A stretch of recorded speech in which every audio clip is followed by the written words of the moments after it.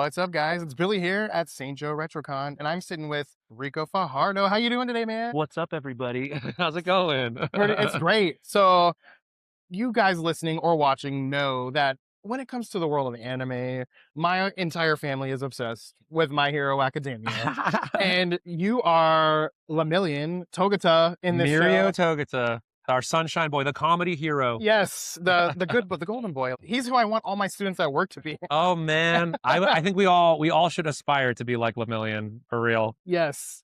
How far are you? Are you caught up?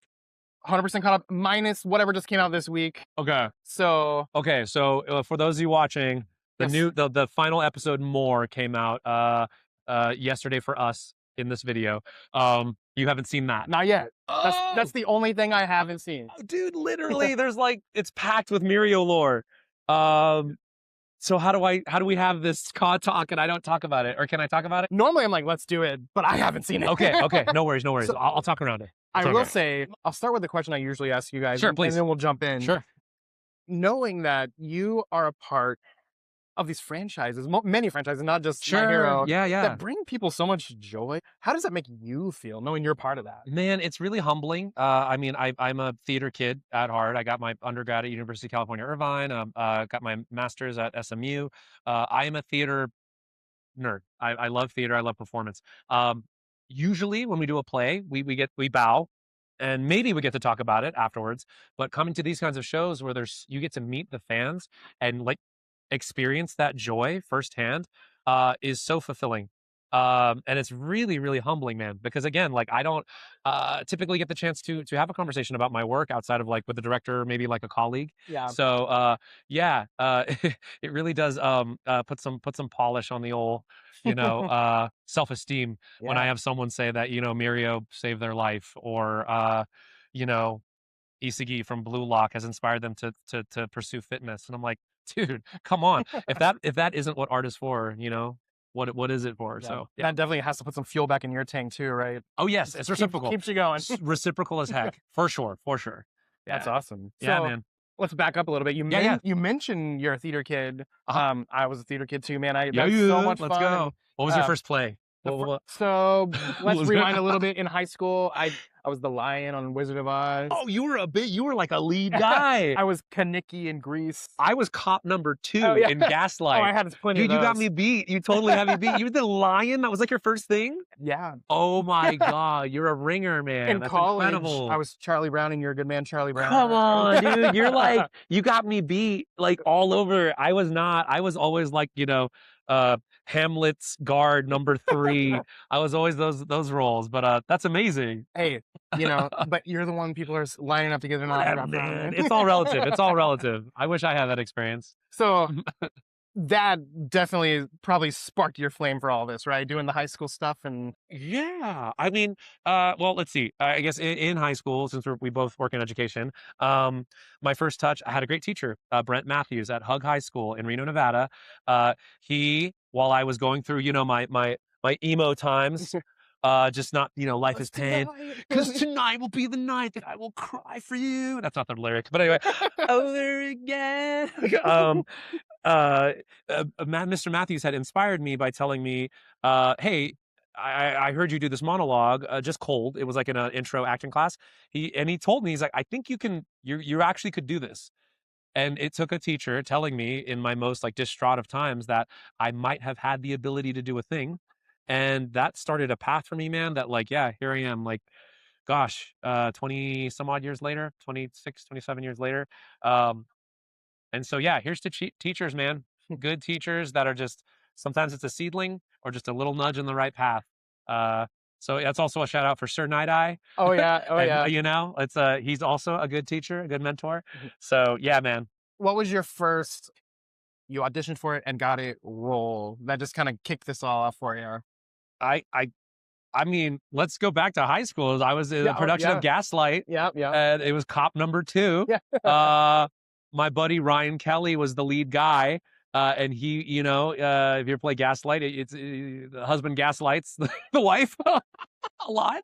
Anyway, we arrest him at the end, and they gave me one of those plastic baton clubs. And I don't know, just one night I was like, I'm supposed to hit him, and the choreography takes him to his knee. I hit him. but I hit him so hard, and it's plastic. The baton went flying into the crowd, and we were like holding in the laughter. But it was in that moment, man, where I was like, I think this is for me. I Yeah. love this because we just reined it in and we're like laughing through our teeth. It was yeah, cop number two in Gaslight kicked it all off for my obsession with acting and theater. Amazing. And now you've got all these really cool anime roles. Were you into anime before jumping into this, or did that kind of bring you to it? You know, I was. My older brothers were the ones that were really into anime. I didn't really know much about it. Also, I was probably too young to be watching like the things they were Oh watching. yeah. However, the first anime that I saw, Akira, where there's a sequence where there's a bunch of protesters running across the bridge and they get lasered apart brutally.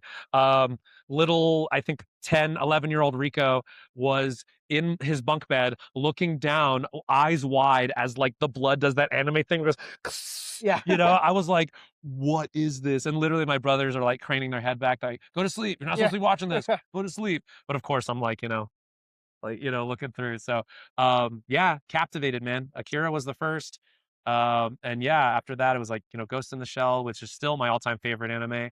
Um, Bebop, Shampoo, all the orchestrations in these anime, like man, everything about the medium that captured me.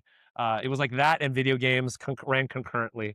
So That's awesome. yeah. So I guess that leads me to think like, or to ask currently right now, if you've got a few minutes of downtime, what do you find yourself doing or watching or playing or whatever? Right now, like I was literally thinking about checking on my base in Dune Awakening.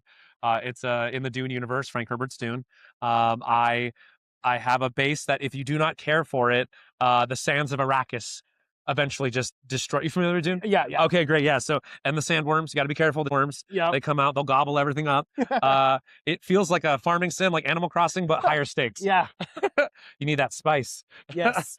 So yeah, that's what I find in my downtime. I like to also my nephews are getting to that age where they can play games with their uncle from afar. So I'll get a text message from my nephew Benji. He's like, "Hey, Uncle Rico, can you play?" And we're playing like Slay the Spire, Overwatch, yeah, multiplayer co-op games, and it's a delight, man. I love the act of play, both in what I do for a living, but also what we learn in games and media. I think it's one of the best ways to grow and have conversations safely. Oh yeah. Yes. Awesome. Well, to wrap this kind of up, I love asking folks that I know my students are into if your character, let's say Lemillion, had some advice for some young, 16 plus year old people Oh, of course. looking forward to their futures, like what would he say to these Well, guys? you kind of saw it in the show, but I guess from coming from the horse's mouth, from English VA from Mirio's mouth, it would be turn experience into power, because I know his catchphrase is power, and that's really fun and everything. But guys, we all want power, we all want agency, but that comes from experience. And unlike video games, where experience is only when you win, you actually get the most experience when you take an L, when you lose, because you do Yeah. learn more from loss. And that's a hard thing to absorb as a young person, because you never want to lose. Losing Yeah. sucks, it hurts. But that's the thing. That's how you improve. That's how you get better. I'll give you a quick metaphor about Mirio's quirk. Sure. His quirk is permeation, right? If you look at Tamaki Amajiki, he's Sun Eater. He is very anxious, socially anxious, right? His quirk is manifest. His anxiety manifests and it bubbles out and it's more powerful than All Might. Nejire Hado, she has a wave motion, right? It spirals. She's like, hey, that's totally ADHD. It's a power that spirals out. It also can do anything. It can make you fly. You can do so many things at once if you harness it. Yep. And Mirio's quirk, technically, in my analysis of it, is a kind of depression. When he falls into the ground, he says, "I can't hear, I can't breathe, I can't see. I feel like I could fall forever." Isn't that crazy? Yet he's the most optimistic guy in the room because you guys, his quirk is falling. He falls all the time. He Yeah. doesn't know when he's going to fall. He doesn't know how long he's going to fall. All he knows that this could be the last chance that he has to get back up. So what does he do? He gets back up every time. And I guess that's at the heart of the lesson is that um, you never lose if you don't quit. If you get back up every time, you are invincible. And that's what Mirio tells everyone as he beats up Class 1A and nakedly beats them up. Yeah. But but yeah, I think that's the real sort of like secret behind Mirio is that when we talk about power, You know, it's that is earned. It comes from a lot of loss, a lot of hard work. And yes, when you keep falling, you learn how to get back up. You become untouchable, like Lemillion. That's right. I know I try to tell my own students, I mess up all the time. I feel like there's this feeling of I don't even want to try because I might mess up. Dude, And cringe culture is the dumbest thing in the world. right. When people talk about being cringy, I'm like, you guys are whack. Yeah. Like, you're never gonna learn anything. Like, you have to, and I know it's a different special time for kiddos. I was just journaling about this actually. Everything's recorded nowadays. Ironically, we're doing this right now, recording it. But this is for you guys. Yeah. If there was a camera on you in your private moments while you were practicing guitar, while you were practicing singing, while you were practicing your drawing, gosh, uh, I'm not sure you would take any risks, right? So like I would hope for you all to take more chances. You know, don't be afraid of being cringy, because to be honest with you, on the other side of that is some of the best growth you'll ever experience in your life. I'm living testament to that, you guys. So yeah, go out there, make some mistakes, and learn from them, you know? That's right. Great advice from Lemillion himself. Well, man, thanks so much for stopping by. It means a lot. I hope you've had a great time here in the Midwest. And Yeah, thanks for coming out, man. dude. Thanks for having me, and I hope you guys have a lovely and joyful finale, because I know you haven't seen it, Yes. up to My Hero Academia. And if you haven't seen it, enjoy 10 years worth of work, you guys, as you binge it.